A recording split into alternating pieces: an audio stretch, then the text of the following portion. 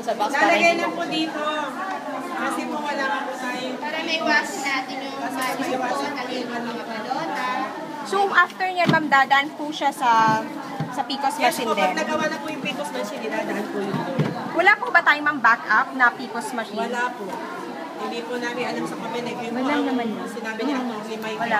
Kasi po para, kasi ang dami po naghihintay na, parang nagwawala na nila sa akin. Ma'am, ilagay nyo na lang siguro sa ibabaw. Para kita ng lahat. natin siya. Oo. Para kita ng lahat. So, dito po natin ilalagay yung mga balota, ma'am. Yes, ma'am.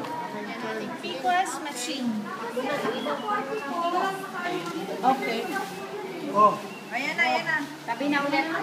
Wait lang, ilan po muna yung Ito yung sitwasyon dito sa Precinct 38 sa Santa Teresita.